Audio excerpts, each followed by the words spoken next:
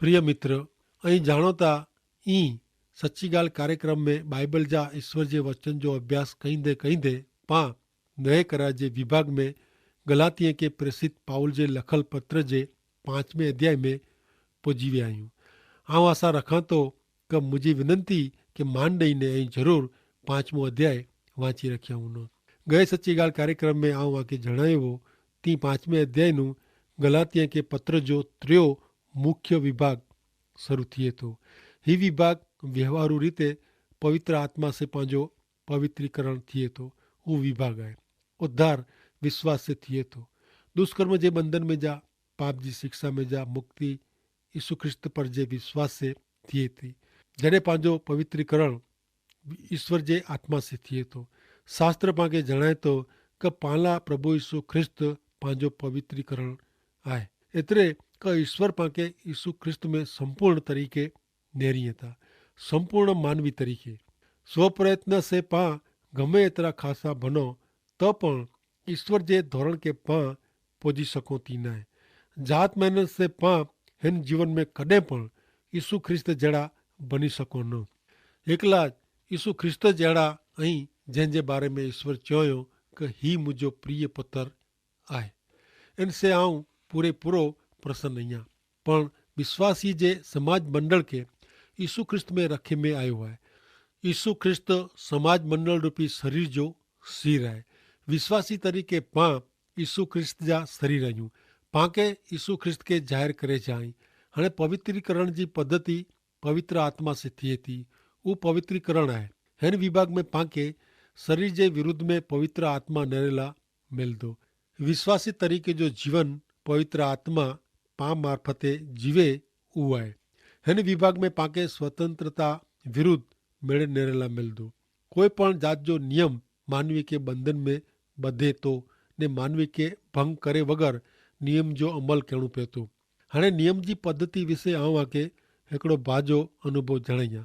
हू चवंदा कि जॾहिं आऊं जवान हो तॾहिं स्कूटर हकलींदो हो ने मूंखे ट्रैफिक जे क़ाइदे जी चिंता न हुई ने कंदो पण न हो, जबकि आऊं तॾहिं विश्वासी न हो। हाणे चवंदा कि हिकियार अहिड़ो बनियो कि हिकिड़ी वैली सवार जो स्कूटर खणी ने वियो, अॻियां वधियो ने 4 रस्ता आया। 4 रस्ते ते लाल लाइट चालू हुई। ऐं अहिड़ो आॾो अवरो नेरियो त ख़ासि कंहिं वाहन ॾेखारणो न। एतिरे उभारे जी लाल बत्ती तरफ़ आऊं ध्यानु ॾिनो न ने अॻियां हकली वियो ने 4 रस्ता पार करी वियो। पण सामे ज हिकिड़ो ट्रैफिक पुलिस ऊभो हो। हू सीटी वजाए एतिरे आऊं रस्ते जी हिकिड़ी बाजू ते ऊभो रहियो। जमादार मूं वटि आयो ने रड़ करी चए कि तोखे उहो लाल लाइट ॾेखाणी हुई कि न। आऊं चयो ही लाल लाइट त मूंखे घणे ॾेखाणी हुई, पण आऊं आंखे ॾिठा न हुआ।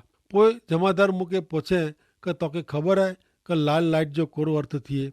पोइ हू मूंखे ट्रैफिक जा क़ाइदा कानून सेखारिया मंडियो। हू चए लाल लाइट एतिरे उभा रहो ने उभाज रहो, ॿई कोई ॻाल्हि ज न। ही त आऊं ॼाणंदो ज हो, पर आऊं इन प्रमाणे कंदो न हो। यादि रखो मित्र, नियम पाके बंधन में रखे थो।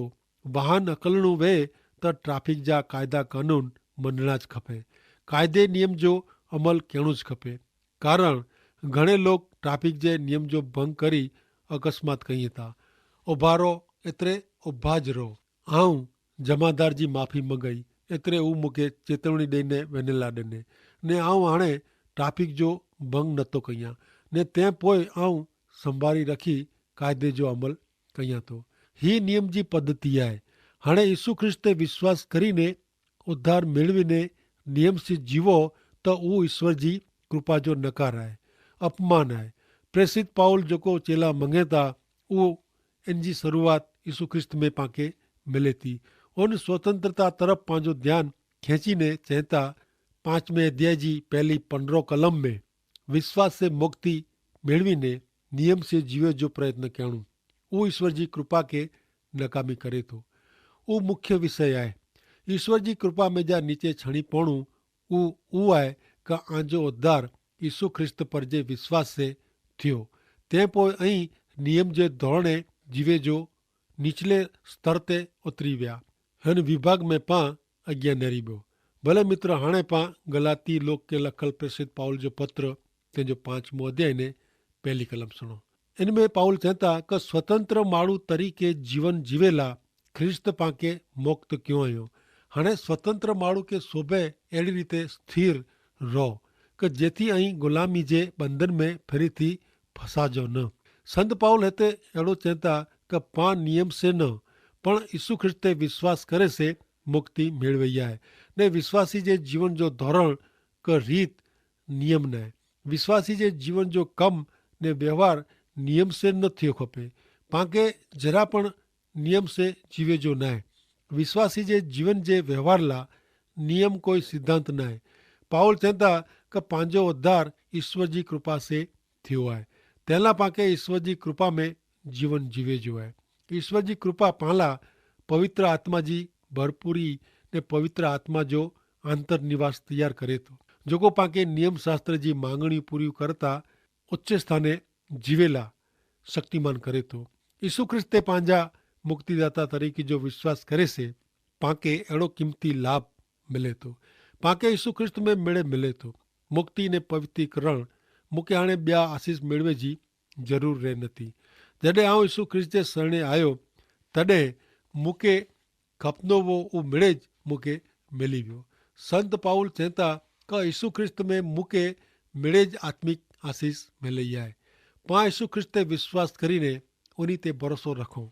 नियम शास्त्र जी पद्धति क पुण्य कर्म देह कष्ट क्रियाकांड वग़ैरह अजमाइजो बंदि कयूं। पाके यीशु ख्रिस्त में स्वतंत्रता आहे। यीशु ख्रिस्त पाके नियम जी कोई जूसरी नीचे रखे नथा। जीवन जे नियम तरीक़े पाके ॾो आज्ञा जो उपयोग करे जो न आहे। आउं अहिड़ो नथो चाहियां कि पाके ॾो आज्ञा तोड़ीजी आहे। पाण मिड़े ॼाणो था कि ॾो आज्ञा इन जो भंग करेला ॾिने में आवई न आहे। विश्वासी खे ईश्वर जी आज्ञा जो भंग न करे जो पण पाके आज्ञा अथवा नियम નું ઓછે સ્તર में जीवे जो आहे ने तंहिंमें पाके आमंत्रण ॾिने में आयो आहे। उन स्तर ते यीशु ख्रिस्त में मिले थी उहा स्वतंत्रता आहे। प्रभु यीशु ख्रिस्त में मूंखे स्वतंत्रता आहे ने उहो कोई नियम न आहे पण सिद्धांत आहे। उहो सिद्धांत उहो आहे कि मूंखे यीशु ख्रिस्त खे पसंदि अचे अहिड़ो जीवन जीवे जो आहे। यीशु ख्रिस्त प्रसन्न कर जीवन। यीशु ख्रिस्त मुंहिंजे जीवन से ख़ुशि थिए अहिड़ो जीवन। मुंहिंजो आचरण मुंहिंजो वर्तन यीशु ख्रिस्त खे पसंदि पए अहिड़ो हुअणो खपे। दुनिया इन से प्रसन्न न पण थिए कारण दुनिया जा धारा धोरण अलॻि आहिनि। यीशु ख्रिस्त में पाके ही स्वतंत्रता मिले थी। कलम 1 में स्वतंत्र माण्हू तरीक़े जीवन जीवेला ख्रिस्त पाके मुक्त क्यों आहियो। हाणे स्वतंत्र माण्हू खे सोभे अहिड़े स्थान में स्थिर रहो कि जेथी ऐं ग़ुलामी जे बंधन में फिरी थी फसाजो न। प्रेसित पाउल हाणे गलातिया प्रदेश जे विश्वासीअ खे 2 कलम में चवंदा कि आउं पाउल आंखे ही जणायां थो कि ज ऐं आजी सुनत करायो त अहिड़ो अर्थ थिए कि ऐं ख्रिस्त ला कीअं कमजा न आहियो। इन जो अर्थ अहिड़ो आहे कि सुनत कराए से यीशु ख्रिस्त गलाती लोक खे वधारे कीअं लाभ ॾिने वारा नहीं। सुनत उतां नियम जी छाप जहिड़ो हो। नियम जे मुंदरा सरको हो ने छाप ओळखाए थी कि फलाणो फलाणो माण्हू कोई संस्था जो कि लश्कर जो माण्हू ने किन पक्ष जो आहे उहो पाणखे ख़बर पए थी। केतिराक विश्वासी गले में क्रॉस पहिरीं था कारण इन सिवाइ उहो विश्वासी आहे अहिड़ी ओळख इन जे जीवन में आहे न कारण उन जा जीवन अहिड़ा नथा हुआ। संत पाउल चवंदा कि नियम जी छाप तरीक़े ऐं सुनत करायो त तंहिंसे यीशु ख्रिस्त आंखे कोई वधु लाभ ॾिने वारा नहीं। संत पाउल हिन 2 कलम में चवंदा उहो घणे गंभीर बाबति आहे। संत पाउल चवंदा मुक्ति लाइ ऐं प्रभु यीशु ख्रिस्त ते विश्वास करियो ने विश्वास उपरांत इन में ॿियो कीअं उमेरो त ऐं मुक्ति मेळवियो ज न हो।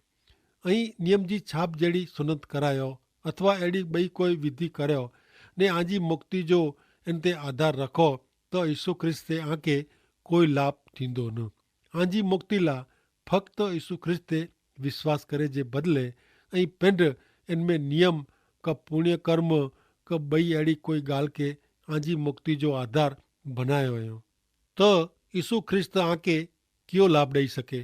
पांखे यीशु ख्रिस्त ते अहिड़ो भरोसो कयो खपे कि जेथी ज पाण उन जे शरणे अची उन्हीं जी हाजिरी में उभारो ने यीशु ख्रिस्त पाके पूछे कि तू कोलाए मुझे शरणे आयो ही त पां यीशु ख्रिस्त के चई सको अड़ा वो कि प्रभु आऊं आजे शरणे एतरेला आयो अँ कारण आऊं आते मुझा मुक्तिदाता तरीके विश्वास कयां तो पोइ प्रभु यीशु चे उता घणे खासी ॻाल्हि आहे पर तू कहिड़ो पुण्य कर्म कयो आहे कयो खासो कमु कयो आहे मुक्ति मेળવેલા तू कोरो कयो आहे ऐं ॼाणा थो कि तू अमुक धार्मिक कमु कयो आहे पुण्य कर्म कयो आहे गरीब ते दया कयो आहे कोई साथे छेतरपिंडी कयो न आहे त अहिड़े सवाल जे जवाब में पाण चई सघूं अहिड़ा हुअणु खपो कि हा प्रभु उहो सचो आहे पण प्रभु मुंहिंजे उहो मिड़े कम ते आउं मुंहिंजी मुक्ति लाइ कॾहिं पण विश्वास कयो न आहे मुंहिंजी मुक्ति लाइ कॾहिं पण मुंहिंजे कर्म ते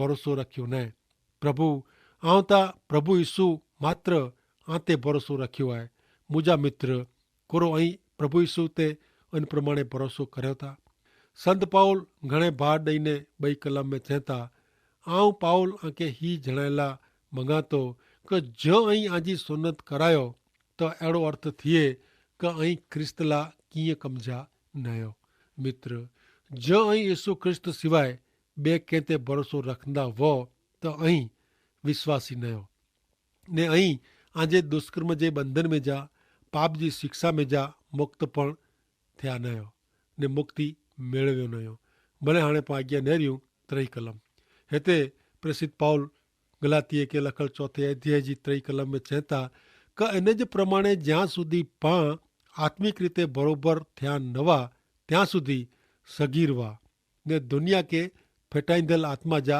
गुलाम हुआ नियम में जा पाके गमे हू माफ़क अचे अहिड़े ज नियम जो अमल कयूं त अहिड़ो न हले जो नियम शास्त्र जो अमल करे जो मार्ग जले लाइ पां मंगदा हुओ त नियम जे ॾंड सामे क नियम जी सनी सनी ॻाल्हियूं वटे पां अखाॾा कन न करी सघूं कां त आंखे सॼे नियम शास्त्र जो अमल कयो खपे अथवा हिकिड़ो पण न करियो मूंखे त मज़ा आहे कि आउं नियम शास्त्र जी जूसरी नीचे न आहियां मूंखे यीशु ख्रिस्त में स्वतंत्रता मिली आहे ऐं हमेशह यीशु ख्रिस्त खे प्रसन्न करे जो प्रयत्न कयां थो टई कलम में संत पाउल चवनि था गलातीअ खे लखल पत्र 5 अध्याय ने टई कलम में कि हाणे आउं चेतावनी ॾियां थो कि व्यक्ति जेको सुनत कराए थी उहो सॼे नियम शास्त्र जो अमल करे लाइ ॿंधायलु आहे हाणे यारो चौथी कलम में पाउल कोर चवनि था आम इजाजा जेको नियम शास्त्र के आधीन रहीने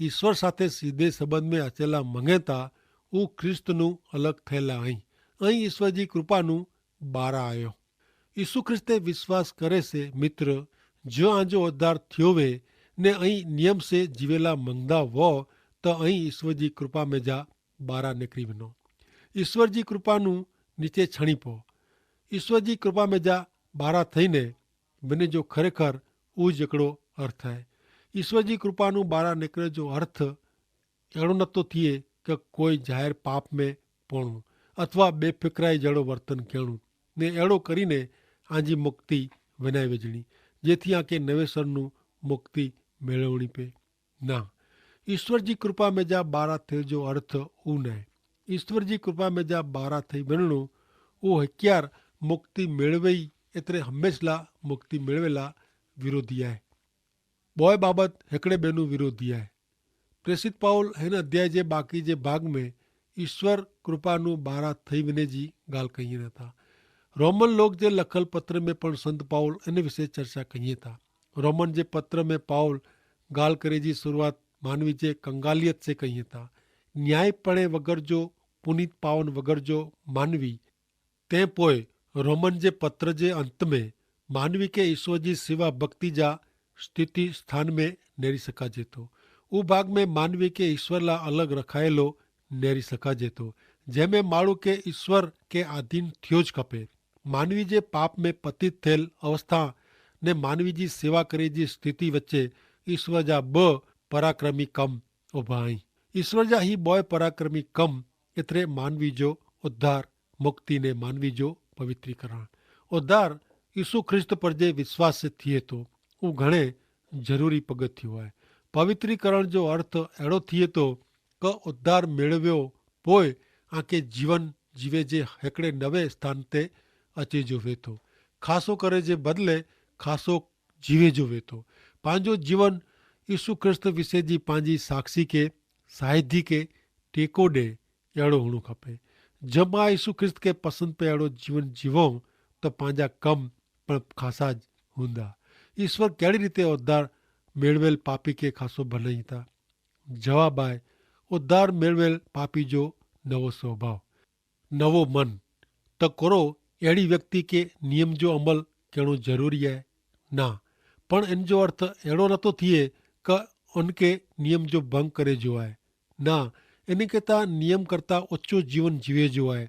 मानवी जे झूने पापी स्वभाव में कीअं ख़ासो वे नथो।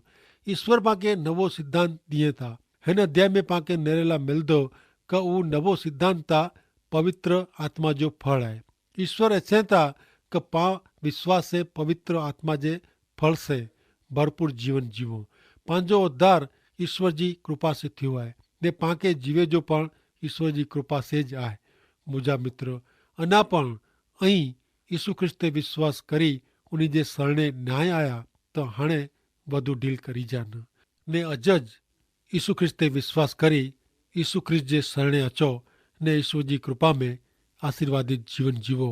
तंहिं लाइ ईश्वर बि तव्हांखे आशीष ॾियो। अचो पाण टुकी प्रार्थना कयूं। सर्वशक्तिमान दयालु ने प्रेमी ईश्वर पिता, आजा अजायब जहिड़ा वचन जे माटे असीं आजो घणे आभार मञूं था। ऐं ईश्वर पिता आजे वचन मार्फते असां घणे अजायब जहिड़ो सेखारियो था ने असांजे जीवन जो मन जो हृदय जो बदिलण थिए। तंहिं माटे प्रभु आजा वचन मार्फते असांखे घणे सिखियला मिलियो आहे त असीं आजे वचन खे ईश्वर पिता सम्झूं ने इन प्रमाणे असांजो जीवन गर्त करी असांजे मन जो नवो बदिलण थिए ने असीं नियम करता पण उची प्रकार जो जीवन जीवूं। अहिड़ी आछी इच्छा खे प्रभु असीं जीवन में स्थान ॾेई सघूं। माटे कृपा कई जा। असांजी प्रार्थना असांजा जोड़ उद्धारक त्राता यीशु प्रभु जे नाम में कयूं था। आमीन।